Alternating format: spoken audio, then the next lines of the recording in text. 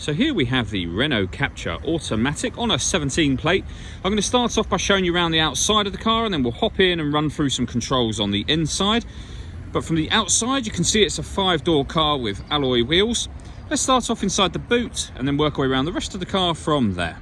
Okay, as we approach the back of the car, you'll see we have reversing sensors, plenty of boot space as well, along with that 60/40 split folding rear seat. And then underneath this tray section, even more space, as you can see. Okay, so we're just going to work our way back round to the front of the car, and then we'll hop in and run through some controls on the inside. But now that we've done a full circle of it, you can see it's in excellent condition the whole way round. Just briefly before we climb in, I think it's well worth seeing the interior from this exterior point of view. The seats are full leather. There's plenty to run through on the dashboard, so let's hop in and we'll do that right now. Okay, now that we're inside the car, we're going to start with the dials. On the left-hand side, we have the rev counter. We have the speedometer in the middle. And next to that, you can see it says P. That's to highlight that this car is in park, as it's an automatic gearbox. On the right-hand side, we have the fuel gauge. In the middle at the top, you can see the total miles for the car, which are 26,830.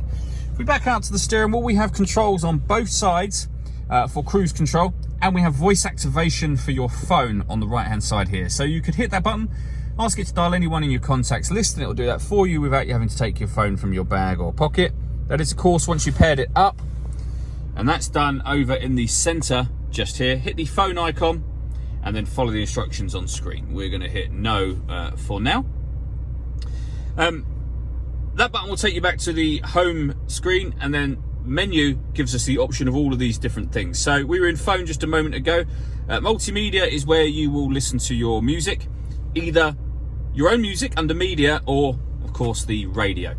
This car has got digital radio, FM and AM, as you can see. If you listen to your own music, as I say, what you need to do, you can either go back here and then hit media, or you can go from the main menu and hit media. But we've got USB input, SD memory card input, auxiliary input, and once you paired your phone, you can stream your music wirelessly via Bluetooth audio as well.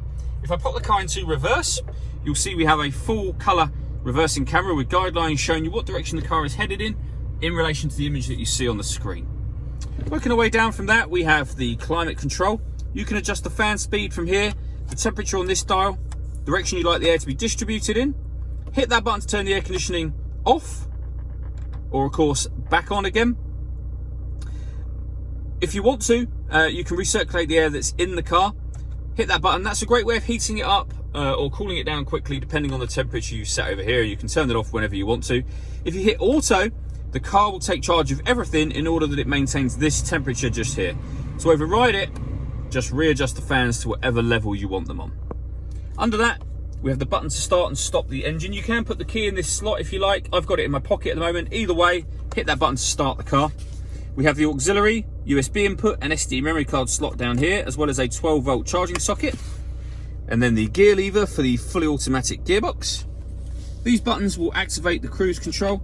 And then this dial will either put the car into sort of the off-road grip mode, if you like. All roads mode, which is your main one. It's just at the top here. This one, sorry, that's all roads. And this one will do it automatically, so the car will sense what mode it needs to be in and pick for you. All that leaves me to say is thank you for taking the time to watch this video.